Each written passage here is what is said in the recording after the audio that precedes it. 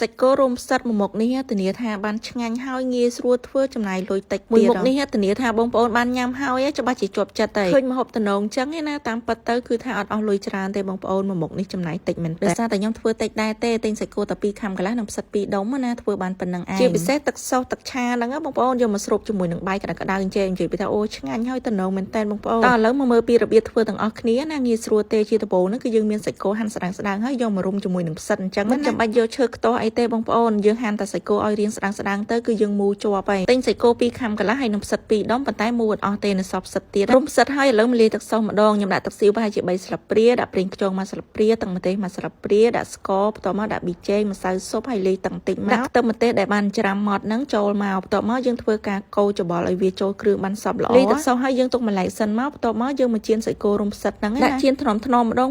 មួយណាអត់កូរច្បល់ទេដាក់សាច់គោរុំផ្សិតហ្នឹងតតែអស់មកបន្ទាប់មកយើងធ្វើការប្រែចុះប្រែឡើងយើងចៀនត្រីអញ្ចឹងណាបងប្អូនគឺយើងអត់កូរច្បល់ទេខ្លាចវារបូតអស់អញ្ចឹងមិនចាំបាច់ចៀនឆ្អិនពេកទេបន្ទាប់ពីចៀនប្រែចុះប្រែឡើងហើយគឺយើងធ្វើការចាក់ទឹកសូសយើងនឹងចូលមកបន្ទាប់មកយើងទុករម្ងាស់បន្តិចទៅដើម្បីឲ្យទឹកសូសរបស់យើងនឹងដាច់ទឹកណាហើយវាឡើងទឹកខាប់អញ្ចឹងបានឆ្ងាញ់តែកុំរម្ងាស់រហូតតតែរីងទឹកអស់គឺយើងទុកនៅទឹកខាប់អញ្ចឹងហើយទុកស្រូបបាយឆ្ងាញ់មើលតែម្ហូបយើងឆ្អិនហើយគឺយើងរោយតែស្លឹកខ្ទឹមមកគឺជាការស្រេចហើយតែប៉ុណ្្នឹងគឺយើងអាចផ្លត់ភ្លើងបានហើយបងប្អូនតំណងមែនតែននិយាយទៅគឺថាអូយម្ដុំដាក់ទៅពេញមាត់ហ្មងធ្លាប់ទៅយកផ្សិតម្ជុលហ្នឹងទៅដាក់ក្នុងស៊ុបអីអញ្ចឹងដល់ពេលយកមកធ្វើអញ្ចឹងមានអីឆ្ងាញ់មែនតែនប្លែកមែនតែនហ្មងបងប្អូនសម្រាប់អ្នកចូលចិត្តញ៉ាំសាច់ហើយនឹងផ្សិតម្ជុលហ្នឹងមួយមុខនេះគឺថាដឹងតែត្រូវចិត្តតែម្ដងហើយបើថាគ្នាច្រើនណាបងប្អូនធ្វើច្រើនជាងនឹងទៅហើយការលាយទឹកសូសហ្នឹងគឺបងប្អូនអាចលៃលោកតាមធ្វើតែច្រើនអញ្ចឹងញ៉ាំជាមួយបាយក្តៅៗអញ្ចឹងឆ្ងាញ់មែនតែនជាពិសេសទឹកសូសហ្នឹងបងប្អូនយកមកស្រូបជាមួយនឹងបាយនិយាយថាជាតិមែនតែនអញ្ចឹងបើរនឹកមុខម្ហូបអត់ឃើញអីបងប្អូនកុំភ្លេចសាកធ្វើមួយមុខនេះញ៉ាំធានាថាឆ្ងាញ់ជាប់ចិត្តហ្មងងាយស្រួលធ្វើចំណាយតិចបានឆ្ងាញ់ទៀតអរគុណច្រើនជួបគ្នានៅវីដេអូក្រោយទៀតកុំភ្លេចជួយ follow page ខ្ញុំម្នាក់មួយផងណាដើម្បីទទួលបានមុខម្ហូបថ្មីប្លែក